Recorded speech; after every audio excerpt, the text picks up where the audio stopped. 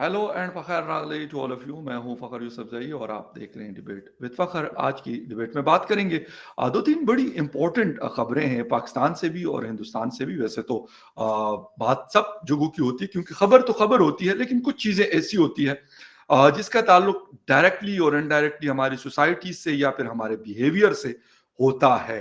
लाहौर में अभी हमने 2 दिन पहले एक बहुत अनफॉर्चुनेट इंसिडेंट, बट अफसोस इस बात का ज्यादा होता है कि ना पहला था और ना आखिरी है। तसलसल के साथ इस तरह की चीजें हमें देखने को मिलती है। किसी के ऊपर अपनी मर्जी इंपोज करना, किसी को अपने माइंड के मुताबिक कीजिए। आप अगर मैं मुसलमान हूं तो इस किस्म का आपका मुसलमान होना जरूरी है।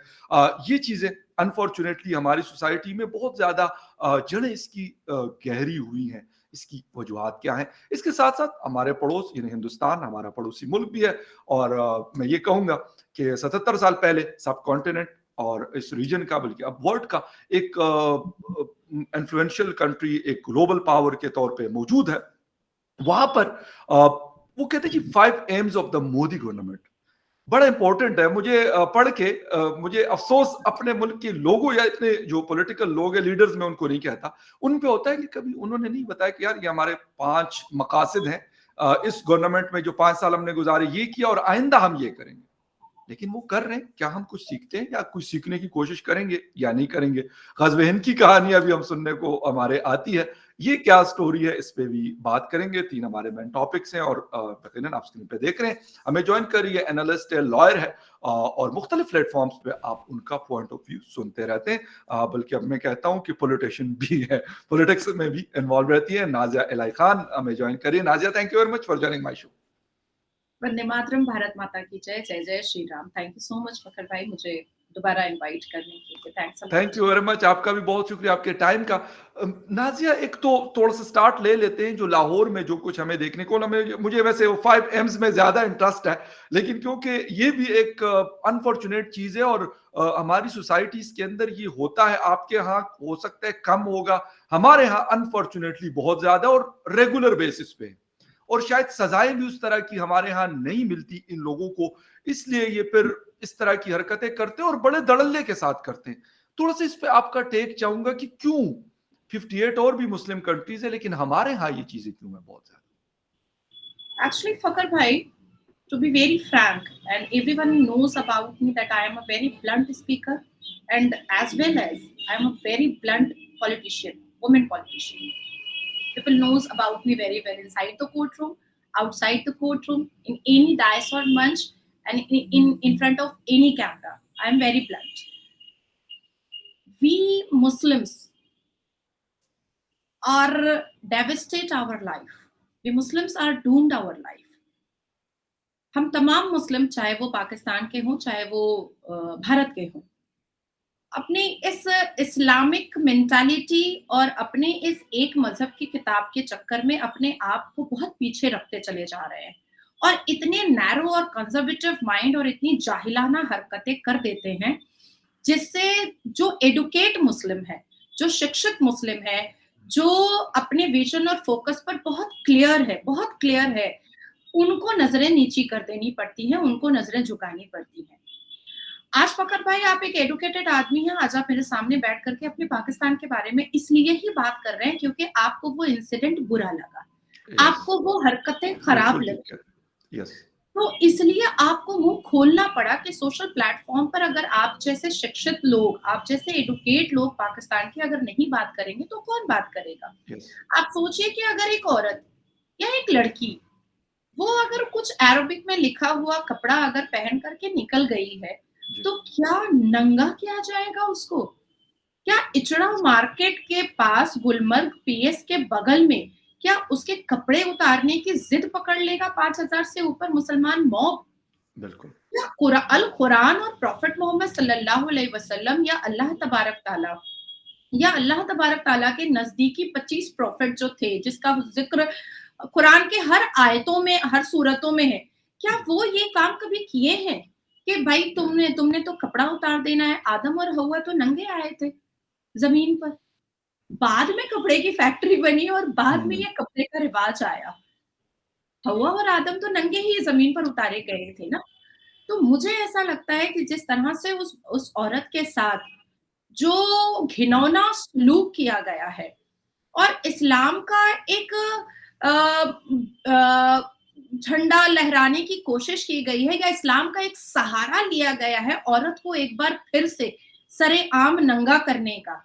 ये आज से नहीं, एक ज़माने से चलता आ रहा है, एक ज़माने से चलता आ रहा है और इसकी सबसे बड़ी वजह यही है कि आज भारत की मुसलमान लड़कियाँ बहुत वोकल हो चुकी हैं, बहुत ब्लंट हो चुकी हैं क्योंकि 2016 में मेरे साथ खुद ये काम हो चुका है। अब आप सोचेंगे कि कैसे हुआ? जी, मैंने मैंने अपने हाथ में अरबिक में देखिए मेरी नज़र में Arabic is also just a language and nothing else absolutely right, you are right. बिल्कुल है लैंग्वेज ना? है, एक लैंग्वेज है, लैंग्वेज है। अब लैंग्वेज है, हम बिल्कुल। जिस अब तरह हम हिंदी अरब है, उर्दू है, अंग्रेजी है, चाइनीज़ है, हाँ, हम बिल्कुल। अरब कंट्रीज़ में जाते हैं, तो पेशाब खाने का लिखा रहता है बैतुल खुला, अरबी में लिखा रहता है। यू आर राइट, तो यस। बहुत सारे भारत के मुसलमान जाकर के उसको चूम लेते हैं, जिसकी काफ़ी मीम्स भी बनती है कि पखाने को भी चूम लेता है, क्योंकि वो अरबी लिखा हुआ रहता है। यहाँ तक कि रेल में ट्रेन में अरब कंट्रीज़ में अरबी में जो अनाउंसमेंट होता है, तो भारत के मुसलमान हाथ जोड़ लेते हैं, उसको दुआ समझ लेते हैं। कि दुआ हो बाद रही में है। बाद में जब वो इंग्लिश में ट्रांसलेट होता है तब उसको समझ में आता है कि अच्छा वो अगला ये कुछ स्टेशन वो बता रहा था। तो इतने जाहिल हैं मैंने अरबी में ये लिखवाया था। ओके, राइट, राइट, राइट, सही। ये मेरी ही हैंडराइटिंग है because I have command on Arabic, Persian बहुत सारे लैंग्वेजेस पे बंगाली, उड़िया, इंग्लिश बहुत सारे लैंग्वेजेस पे संस्कृत, हिंदी उर्दू बहुत सारे लैंग्वेजेस पे मेरा कमांड है और मैं लिखना, गुड, पढ़ना, बोलना सब चीज़ जानती हूँ। इवन वेरी संस्कृत गुड, तो मैं और अच्छे से पढ़ रही हूँ, पंडित जी को बुला करके मैं सीख रही हूँ। तो ज़बरदस्त। भारत के कई मौलाना उठे और कहे और मुसलमान जितने भी लफंदरबाज जो युवा हैं, जिनको 72 वर्जिन हूरों का नशा है, कि भाई नाज़िया का हाथ काट दो। नाज़िया का माय हाथ काट दो। गॉड! मतलब इतना हाथ मेरा काट दिया जाए, कि मैंने अरबी में लिखाया। मैंने कहा भैया पहले पहले समझो कि मैंने लिखाया क्या है। फिर लिखवाया क्या है? अरबी इज़ जस्ट अ लैंग्वेज और मैंने लिखा है उम्मी हदियतुम मिनल्लाह और मेरी माँ का नाम। मेरी माँ मेरी ज़िंदगी के लिए फरिश्ता है। ये मैंने ओह! ज़बरदस्त। लिखाया है उसमें ये अरबी आप में। अंग्रेजी में भी लिखवा सकती हैं, हिंदी में भी लिखवा सकती हैं, उर्दू में भी लिखवा सकती हैं, वही हाँ। होगा, मतलब तो वही होगा, एक ही होगा। हाँ, तो मेरी नज़र में अरबी is that's just it, a language and nothing else. अब दिक्कत एग्ज़ैक्टली। यहाँ पे फ़खर भाई ये आती है कि जो लोग इस्लाम का झंडा लहरा रहे हैं और जो लोग खुद को मुसलमान कह रहे हैं, जी, उन्होंने अरबी में कलाम पाक तो पढ़ा है, पर वो समझते तो नहीं है। समझते नहीं, आपकी बात दुरुस्त है। 30 पारा बिल्कुल। अल कुरान का सबने पढ़ा है। मोर और लेस मुझे ऐसा लगता है कि भारत और पाकिस्तान के 99% मुसलमानों ने पढ़ा है और अभी रमज़ान आ रहा है, सब कहेंगे हमने 1 खत्मी कर ली, हमने 2 खत्मी कर ली, 1 हमने खत्म 3 कर लिया, खत्मी 2 कर ली। कर लिया, बिल्कुल करते हैं, सही कह हाँ, रही हैं, और बेशक, इसमें बिल्कुल, एक बिल्कुल। रेस चलता है, इसमें एक रेस नुमा कि चलता हमने है इतने कि अरे कर लिए, आपने इतने कर लिए, यस। हाँ, तुम अभी 15वें पारे में हो, मेरा तो 18वां पारा है, इसमें एक रेस एग्ज़ैक्टली चलता है। सेम, बिल्कुल तो यही। मुझे ऐसा लगता है कि उस 99% भारत और पाकिस्तान के मुसलमानों से अगर 7वें कलमे की मीनिंग अगर किसी से पूछ लीजिएगा, तो वो नहीं बता पाएगा। सही कह रही हैं। अगर बिल्कुल, बिल्कुल सूरह सही है। सूरह मरियम के मायने पूछ लीजिएगा कि सूरह मरियम में कहा क्या जा रहा है, वो नहीं बता पाएगा। सूरह नहीं कौसर बता सबसे छोटी सूरत है कुरान पाक की, उसका जी। तर्जुमा नहीं पता होता हम लोगों को, झूठ क्यों हम बंदा बोले। सूरह इखलास का नहीं पता होता, बहुत छोटी-छोटी सूरतें हैं, टोटल 4-4 3-3 आयत है उनके वो अंदर। हमें अब मतलब नहीं पता। सूरह मरियम में औरतों की हिफाज़त से लेकर के औरतों की इज़्ज़त तक की सारी सूरह निसा और बातें सूरह जो है वो मरियम दोनों सारी में यही आयतों में चीज़ है। लिखी हुई हैं। सारी आयतों में लिखी हुई हैं और अल्लाह बेशक। तबारक तआला ने सूरह सूरह मरियम में नूर में भी बताया है, है 3 सूरतें इस हवाले से हैं। हाँ, सूरह खातम। मरियम में अल्लाह तबारक तआला ने ये भी बताया है कि औरत की इज़्ज़त कितनी बुलंद होनी चाहिए। लेकिन यस। लोग उसको उसको पढ़े ज़रूर हैं, लेकिन उसको समझे नहीं हैं और और सबसे अगर समझ भी वजीफ़ा जाए तो बात करते नहीं हैं। नहीं समझते ही नहीं, अब मेजॉरिटी समझते तो नहीं। नहीं समझते, लेकिन अगर कोई क्योंकि समझता भी है तो कहते हैं ज़रा आप। जी, नहीं, मैं फ़खर भाई इसको अच्छे से एक्सप्लेन करना चाहूँगी। जी, जी, समझते ही नहीं और सही। हमारे भारत में और पाकिस्तान में वो मुसलमान हैं जो मुल्ला को फ़ॉलो करते हैं, अल्लाह को फ़ॉलो नहीं करते हैं। You are right. जो बेहतरीन मुल्ला फरमाया। की तबलीग को और मुल्ला के कही भी बातों के फ़ॉलोवर हैं, जो अल कुरान के फ़ॉलोवर नहीं हैं। आप देखिएगा यस। हमारे भारत और पाकिस्तान के मुसलमानों में प्रॉफ़ेट मोहम्मद की शादी के बारे में बोलो तो वो खुदकने लगते हैं। अल्लाह तबारक तआला के ज़िक्र पर भी नहीं जाते हैं। मतलब उनकी नजरों में प्रिय जो है, बहुत वैल्यूबल और इंपॉर्टेंट जो है, वो अल्लाह से ज्यादा प्रॉफिट मोहम्मद है, जबकि ये गलत है। टू बी वेरी फ्रैंक, ये गलत है। सबसे बड़ा अल्लाह है और बेशक। अल्लाह के सामने ही हमें अपने सर को झुकाने की इजाजत है, इसके अलावा किसी के सामने झुकाने क्रिएटर की ऑफ इजाजत नहीं है, क्रिएटर ऑफ बिल्कुल। है ना?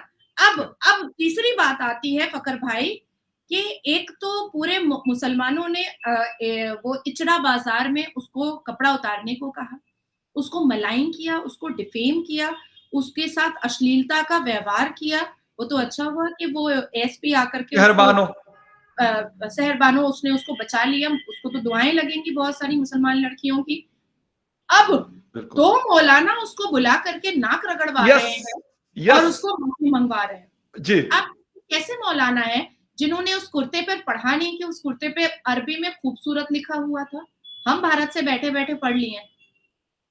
और मैंने और खुद पढ़ा, वीडियो सबके सामने है, सबके सामने मैंने कि हलवा भारत से लिखा हुआ और पता बैठे-बैठे नहीं क्या पढ़ लिखा लिया हुआ है, इस तरह की चीज। कि अरबी में उसमें खूबसूरत लिखा हुआ है, खा, बा ऐसे करके लिखा हुआ जी है। बिल्कुल सही कह रहे हैं। और और कितने जाहिल, कितने जपट और कितने अश्लील दिमाग के मौलवी मुल्ला हैं पाकिस्तान और भारत के कि उन्होंने उस मॉब को उंगली उठा करके कुछ कड़ी खरी खोटी ना सुना करके उस मासूम औरत को ही नाक रगड़वा दिया। हालांकि मतलब माफी तो उससे मांगनी चाहिए थी, उस खातून से, उस फीमेल से, उस लड़की से मांगनी चाहिए थी माफी। आप हक तो सोचिए उसका कितने बनता कि लोग उससे बदतमीज हैं, माफी मांगते कि कितने भाई हमने ज्यादती बदतमीज की हैं आपके ये साथ, लोग। गलत और किया हमने आपके अपनी साथ। जहालत का ऐलान इन्होंने परसों से लेकर के आज तक में कर पाकिस्तान रहे हैं, के मौलवी मुल्लाओं ने खास कर रहे हैं। करके अपनी जहालत का पैगाम जो है पूरी दुनिया में फैला दिया, पूरी दुनिया बिल्कुल में ठीक है। फैला दिया।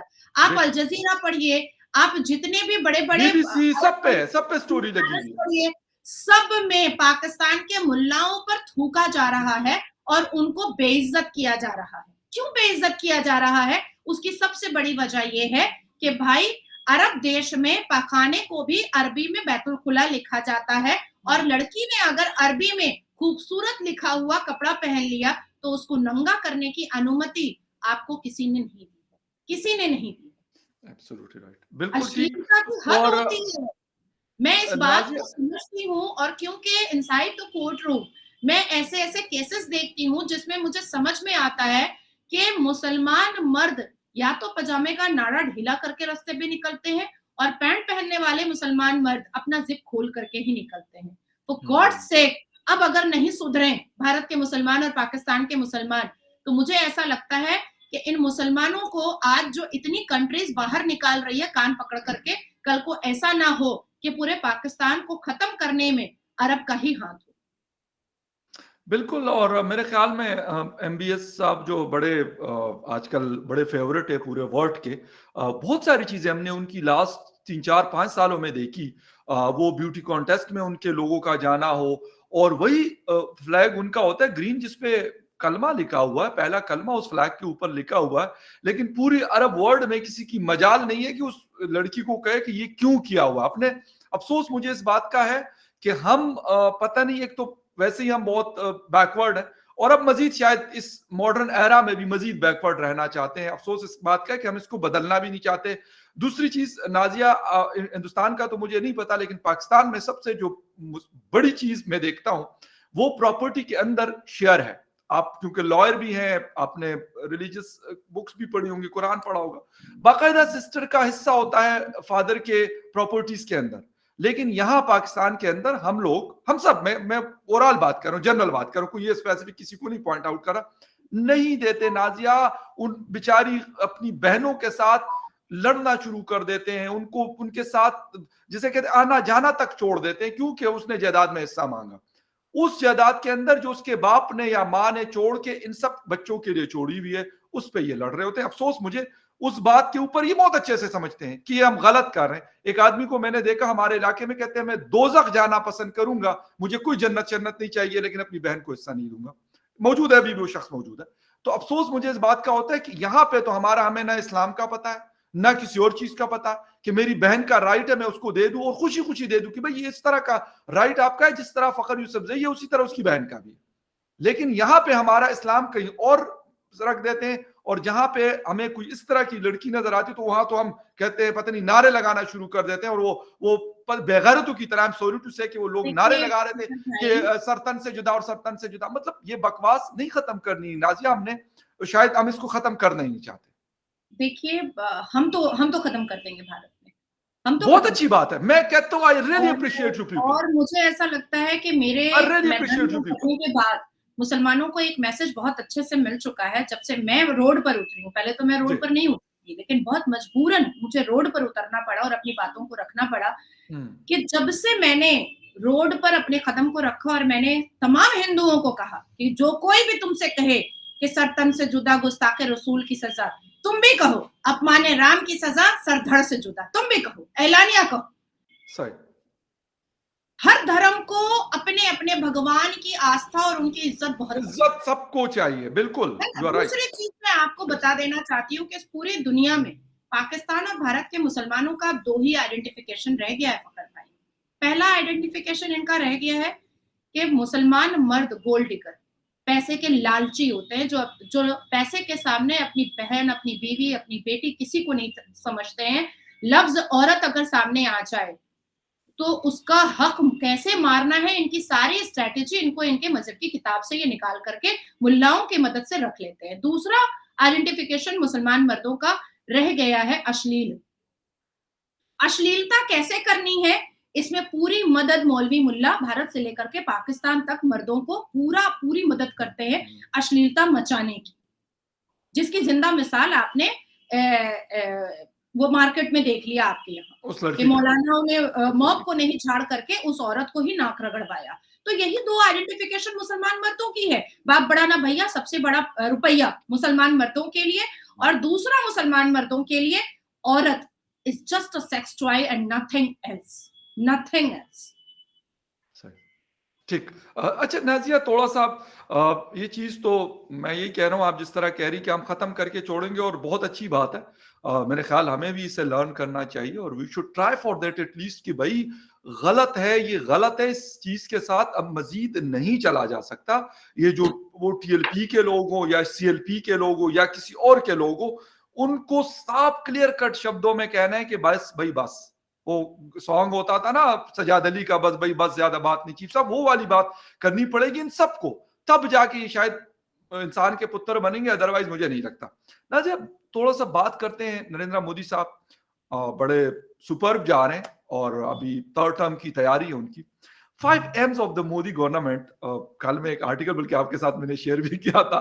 तो क्या मतलब हम लोग यहाँ पे, हमारे यहाँ ये वाले दंगे फसाद और इस तरह के ड्रामे चल रहे, हुकूमत बननी है नहीं बननी, किसी के पास मेजोरिटी नहीं है, कोई कहता है नहीं ये कर, लेकिन आप लोग एक जिसे कहते हैं कि क्लियर कट चीजों के साथ चल रहे हैं कि भाई ये infrastructure, industrial base, defence, economy, politics, bureaucracy, इन चीजों को हमने एक जिसे कहते हैं ना सही पेस के साथ लेके जाना है क्या ये? देखिए, मैं तो हमेशा कहती हूँ कि इस पूरी दुनिया को अगर सिविलाइजेशन, संस्कार, विजन, फोकस, सक्सेसफुल का मंत्र अगर किसी से सीखना है तो वो सनातनियों से सीखे। सही। और आज देखिए 10 साल में मोदी जी के नेतृत्व में भारत कहाँ से कहाँ पहुंच गया। जिस भारत यस। की जीडीपी 4% पर भी नहीं जाती थी, आज ऑलमोस्ट 8% पर है। जिस या। भारत की इकोनॉमी कहीं खो चुकी थी, आज हम शायद 1 साल के अंदर सेकंड पोजीशन पर आने वाले हैं, और इस बात को मैं बड़ी जिम्मेदारी से रख रही हूँ। I in know. This 21st century हम आत्मनिर्भर भारत पर यकीन करते हैं, जो हमारे मोदी जी ने एक ऐलान किया था अपने स्पीच के माध्यम से कि भारत आत्मनिर्भर होगा, और भारत आत्मनिर्भर हुआ, बिल्कुल हुआ। छोटे से छोटा कारोबारी और छोटे से छोटे स्कूल भी आज इतनी शिक्षा से लेकर के, कारोबार से लेकर के, टेक्नोलॉजी से लेकर के, साइंस से लेकर के, हर एक सेक्टर को आप देखिएगा मोदी जी ने उसमें 4 चांद लगा दिए हैं। और मैं कोई झूठी तारीफ नहीं कर रही हूँ, इसकी पुष्टिकरण आप भी कर सकते हैं, और आप लोग भी हर वक्त न्यूज चैनल्स पर देखते रहते हैं कि मोदी जी किसी न किसी कार्य में ही लगे रहते हैं। अब इसी दौरान संडे, आज ट्यूसडे है, संडे उन्होंने जहां पर एक तरफ द्वारका में जाकर के भगवान कृष्ण हाँ बिल्कुल। के आस्था को और उनकी पूजा पूजा आराधना की समुद्र के भीतर जाकर के, उसी दूसरी तरफ उन्होंने गुजरात में बहुत बड़े एम्स हॉस्पिटल का इनॉग्रेशन भी किया। अब क्योंकि या गुजरात उनकी जन्मभूमि है, गुजरात में वो पैदा हुए, वहीं फले-फूले, और नरेंद्र दामोदर दास मोदी जी के नाम के आगे द नरेंद्र दामोदर दास मोदी जी लगा, तो वो गुजरात से ही लगा। 15 साल एक सफल, एक सक्सेसफुल चीफ मिनिस्टर रहे, और आने वाले वक़्त में पता नहीं 25 साल, 35 साल, 50 साल वो प्रधानमंत्री भी सफल रहेंगे। आमीन सुम्मा आमीन, मैं तो दुआएँ करती हूँ नमाज़ में।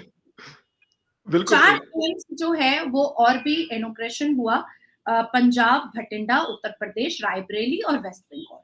5 ऐसे एम्स और भी हुए। सबसे अच्छी चीज़ है कि 1956 में एक एम्स बना था, जो अभी इस वक़्त जो है वो 7वें पोज़ीशन पर है, और हमारे लिए बहुत फ़क्र की बात है। उसके बाद फिर 2012 में एम्स भोपाल बना था, जो अभी 38 पोज़ीशन पर है। एम्स भुवनेश्वर जो है वो भी 2012 में बना, जो 17वें पोज़ीशन पर है। उसके बाद फिर ऋषिकेश का एम्स वो भी 2012 में वो बना और 22nd पोज़ीशन पर है। एम्स नागपुर बना, जो 2014 और 15 में, जिसका इनॉग्रेशन मोदी जी के हाथों हुआ। एम्स बीबी नगर हैदराबाद में 2019 में। उसके बाद फिर एम्स गुवाहाटी, जिसका फाउंडेशन स्टोन मोदी जी के हाथों किया गया था 12 जनवरी 2021 में। एम्स कल्याणी संडे के दिन इनॉग्रेशन हुआ, लेकिन फाउंडेशन स्टोन जो है वो 7 अक्टूबर 2015 में ही हो चुका था। उसके बाद एम्स भटिंडा, पीएम मोदी ने 2016 में इसको इनॉग्रेट किया, इसका स्टोन रखा था, और संडे के दिन इसका इनॉग्रेशन हुआ। उसके बाद एम्स मंगलगिरी, इसका एस्टैब्लिशमेंट जो है 2018 में हुआ था, लेकिन इसका इनॉग्रेशन जो है वो संडे के दिन हुआ। अब ये 5 बड़े एम्स का इनॉग्रेशन उन्होंने किया है, जिसमें सबसे ज़्यादा फ़ोकस नर्सिंग को लेकर के, एमबीबीएस डॉक्टर्स को लेकर के, साइकियाट्रिस्ट को लेकर के, न्यूरोलॉजिस्ट को लेकर के, साइकोलॉजिस्ट को लेकर के, और गायनोकोलॉजिस्ट को लेकर के, इन सारी चीज़ों को लेकर के बहुत ज़्यादा फ़ोकस किया गया है। मेरा भारत शिक्षित भारत है। मेरा भारत पढ़ा-लिखा भारत है। मेरा भारत एजुकेशन में 79% जो पॉपुलेशन है वो एजुकेटेड पॉपुलैरिटी है। अब इस 79 में ये जानना ज़रूरी होगा फ़कत भाई कि मुसलमान नहीं है, मुसलमान नहीं है। क्योंकि वहीं पर 2006 सच्चर कमीशन की जो रिपोर्ट थी, उस हिसाब से 2006 में जो आई थी कि मुसलमान दलित से भी एजुकेशन में पीछे हैं, वही रिपोर्ट सेम टू सेम 2023 की भी है कि मुसलमान एजुकेशन में दलित से भी पीछे हैं।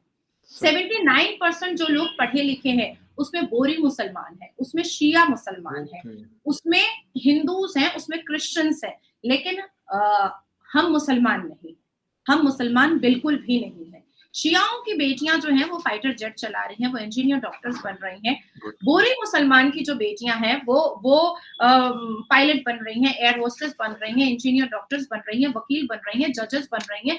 लेकिन सुन्नी मुसलमान है, देवबंदी मुसलमान है, अहमदिया मुसलमान है, बरेलवी मुसलमान है, खास करके सुन्नी मुसलमान बिल्कुल भी शिक्षित नहीं है। अब उसकी सबसे बड़ी वजह ये है जी। कि सुन्नी मुसलमान समाज के जो ठेकेदार हैं, वो आज भी इसी चीज का तस्बीदाना पढ़ रहे हैं कि age of puberty is age of marriage. अब ग्लोबल वार्मिंग के हिसाब से इस चीज को समझना बहुत जरूरी है, क्योंकि आपका प्लेटफॉर्म बड़ा प्लेटफॉर्म है। जी। ग्लोबल वार्मिंग के हिसाब से बच्चियों के पीरियड्स जो हैं वो 10 साल की उम्र में स्टार्ट हो जा रहे हैं। अब इस्लाम के हिसाब से age of puberty is age of marriage, तो 10 साल में बच्ची का निकाह पढ़ने की जिद पकड़ करके रखे हैं बख्श साहब, जिद पकड़ करके रखे हैं असदुद्दीन अवैसी साहब, जिद पकड़ करके रखे हैं देवबंद जमात के दारुल उलूम के सरबराह और ठेकेदार अरशद मदनी साहब। All India Muslim personal law board जिद पकड़ करके रखा है कि 10 साल में एज ऑफ प्यूबर्टी होती है मुसलमान बच्चों की, उसकी शादी कर दो। अब जब शादी 10 साल में हो जा रही है तो 11 साल में उसको बच्चा हो जा रहा है, 22 साल की उम्र में उसको 11 साल का बच्चा रहेगा, तो वो पढ़ेगी कब? उसका विजन उसके करियर की तरफ कब जाएगा? हम सुन्नी मुसलमान बर्बाद हो चुके हैं, और हमें और बर्बाद करने के लिए सारे मुसलमान समाज के ठेकेदार झंडा लेकर के, हरा हरा झंडा लेकर के खड़े हैं कि अभी और बर्बाद करना बाकी है, बाकी है। सही। ये सबसे बिल्कुल। बड़ी वजह है। मैं आपको बताना एक चीज और चाहूंगी। जी, जी। कांग्रेस की सरकार में 1947 से लेकर के 1977 तक हमेशा पाकिस्तान में भी चिल्लाया जाता है कि मुसलमानों को बहुत अत्याचारित किया जाता है, भारत में मुसलमानों को बहुत डरा करके रखा जाता है भारत बिल्कुल, में। ये बात बिल्कुल सही हो रही, बहुत होती है।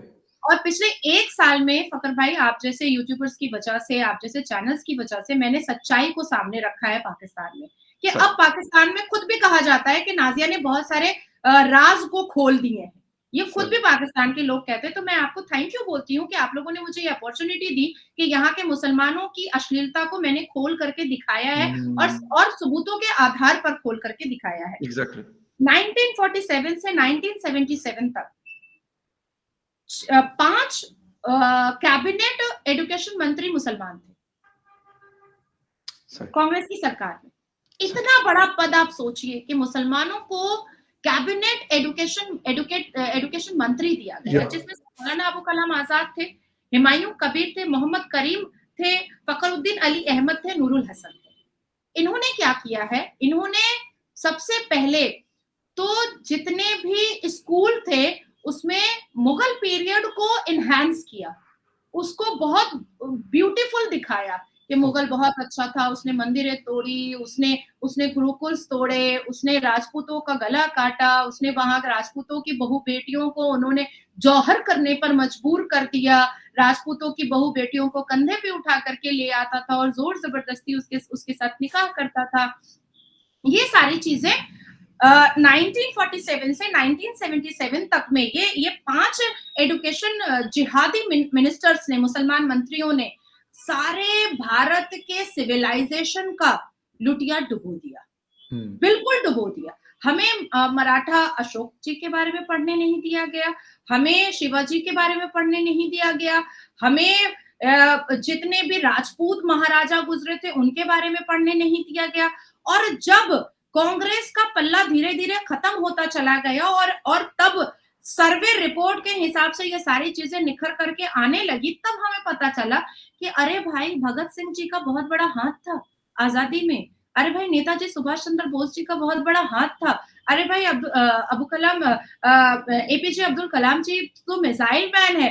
तब जाकर के हमने पढ़ा कि भाई ये जो अफ़ज़ल खान था उसको तो शिवाजी महाराज ने खत्म किया था। वो तो अपनी बीवियों को ज़िंदा कब्रिस्तान में दफन कर देता था। तो ये राइट। सारी चीज़ें हमने रिसर्च के तौर पर बाद में पढ़ी, जो बाद में पुष्टिकरण हुई। अब आप सोचिए कि क्या मुसलमानों का मुस्तकबिल ये 5 कैबिनेट मिनिस्टर, मुसलमान मिनिस्टर क्या ठीक नहीं कर सकता था? कर कर सकते सकता। हैं। बिल्कुल कर सकते 5 एजुकेशन मुसलमान मिनिस्टर का मतलब आप समझ रहे हैं 25 साल। हैं। बिल्कुल 25 सही। साल। 25 से 30 साल बनते हैं, बिल्कुल सही। 5-5 साल के लिए होते हैं, तो 5 पचे 25, 25 साल में क्या मुसलमान को वो ये नहीं सिखा सकते थे कि तुम पढ़ो, तुम कुछ बनो, तुम शिक्षित हो जाओ, तुम शिक्षा में आगे बढ़ो। आज 10 साल में 60 साल का बुजुर्ग आदमी रोड पर खड़े होकर के बोलता है मोदी जी तो एम्प्लॉयमेंट नहीं दे रहे, मैं बेकार हूँ। भैया 10 साल में तुम बेकार हो गए और जो तुमने अपनी जिंदगी का 50 साल बर्बाद किया है, उसके बारे में कब बात करोगे? सही, उसके बिल्कुल बारे में सही। कब बोलोगे? जब तुम्हारी उम्र वाक़ई में नौकरी की थी, तब तो तुमको इंग्लिश का स्पेलिंग नहीं आता था। तब तो तुम ये पढ़ बिल्कुल। रहे थे कि भाई कैसे हिंदुओं को खत्म करना है, वो काफ़िर है। हमारे इस्लाम ने कहा है कि काफ़िरों को मारो, तुम तो ये पढ़ रहे थे।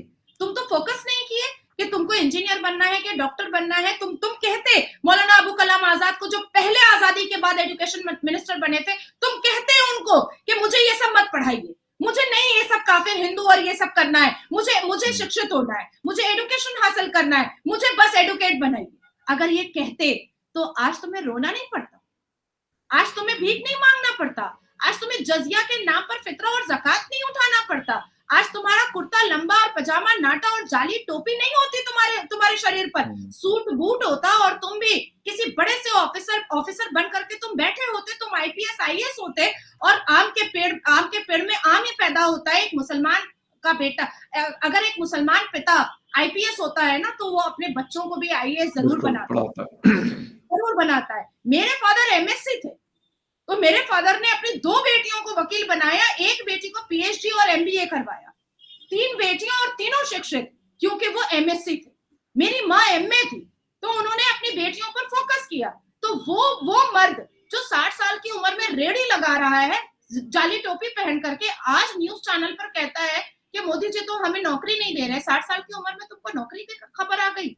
तुमको नौकरी याद आ गया जब तुम्हारी उम्र 22 साल थी, 21 साल थी, 20 साल थी, 18 साल थी, 12 साल थी, तब तुमने क्यों नहीं कहा कि ये हमें क्या पढ़ने के लिए दिया जा रहा है स्कूलों में? हमें क्यों नहीं शिक्षित किया जा रहा है? हमें क्यों गला रेतने की बिल्कुल। बातें सिखाई जा रही हैं? तो ये जो साजिश है, ये जो स्ट्रैटेजी है, ये लोगों को खत्म करने की स्ट्रैटेजी है। मैं एक चीज़ और एडिशन करूँगी, जी, 21वीं सदी के ईरा में जब तमाम युवाओं की आंखें खुल चुकी हैं और युवा समझ चुके हैं कि शिक्षा ही मोदी जी जो कह रहे हैं वही वाहिद रास्ता है अपने आप को आगे इंप्रूव करने का और सक्सेस करने का। तब देखिए बैरिस्टर जो बाहर से पढ़ करके आया है असदुद्दीन अवैसी, आज मैं अभी अभी भी मैं नेशनल न्यूज चैनल पर थी और उसमें वो चिल्ला रहा है कि नहीं, age of puberty is age of marriage, हम उसको नहीं खत्म कर लेंगे। सही। अभी भी वो चिल्ला बिल्कुल, रहा है, अभी भी वो चिल्ला रहा है। आप सोचिए कि सही। मुसलमानों को बर्बाद करने के लिए ये सारे दाढ़ी टोपी और शेरवानी वालों ने 1947 से 2024 तक में मुसलमान कम्युनिटी को बर्बाद कर दिया है, खत्म कर दिया है, जाहिल और एक जानवर नुमा बना दिया है, सिर्फ ठीक। अपनी स्ट्रैटेजी और बिल्कुल। अपने क्लियर के लिए, अपने फायदे के लिए, बस इसके अलावा और कुछ भी। Absolute right. बिल्कुल सही कह रही हैं कि अपने फ़ायदे के लिए लेकिन आज जो आप बात कर रही हैं मेरे ख़्याल में हर इंसान को अपने तौर पे भी सोचना चाहिए क्योंकि हर किसी के पास अक़ल, फ़िक्र ये सारी चीज़ें होती हैं और सबसे इम्पोर्टेंट चीज़ एजुकेशन है। और मैं एक बात करता हूँ लोग कहते हैं कि जी इंडिया तरक्की कर रहा है प्राइम मिनिस्टर मोदी साहब के मतलब लीडरशिप में। तो वो मैं ये भी बात करता हूँ कि वो मोदी साहब जो है वो इंडिया के प्रेमिसेस में जो भी लोग रहते हैं उनका रिलीजन कोई भी है, वो तरक्की उन सब के लिए है, ना कि वो कहें कि नहीं जी सिर्फ हिंदू तरक्की करेंगे, मुसलमान नहीं करेंगे, मुसलमान करेंगे तो क्रिश्चियन नहीं करेंगे, क्रिश्चियन करेंगे तो ज्यूज नहीं करेंगे। वो सबके लिए समझना पड़ेगा और हाँ, एजुकेशन बहुत ज़रूरी है और ख़ास स्पेशली स्किल्ड अपने आप को करना बहुत ज़रूरी है किसी भी सोसाइटी के लिए, किसी भी सोसाइटी में आपको मूव करने के लिए, प्रोग्रेस करने के लिए। तो अगर ये करेंगे, तो आई होप सो कि ये सारी चीज़ें बेहतर हो सकती है। खैर एनीवे अगर इंडिया की इकोनॉमी नंबर 5 से नंबर 4 पे आई और नंबर 4 से नंबर 3 पे आ रही और मजीद बढ़ रही है तो उसका इम्पैक्ट सबके लिए होगा, उसका असर सब पे होगा। 140 करोड़ जनता के ऊपर होगा, ना ये कि सिर्फ नाजिया इलाही खान से को फायदा होगा, किसी और को जो है वो नहीं होगा, नहीं सबको होगा। तो ये चीज समझने की बड़ी अशद जरूरत है और नो डाउट पाकिस्तान में ये बात होती है कि एक अच्छे लीडर आप लोगों को मिले हैं। इंडिया को उन्होंने एक बड़े फास्ट ट्रैक पे डाला है तरक्की की और इससे बड़ी बात और अच्छी बात कोई और नहीं हो सकती। Nazia thank you very much, बहुत शुक्रिया आपका कि आपने शो ज्वाइन किया। And viewers thank you very much for watching debate with Fakhar Yusuf ji. किसी और डिबेट में आपसे फिर मुलाकात होगी, तब तक के लिए take care, bye. Vande Mataram, जय जय Shri Ram. Thank you very much, thank you.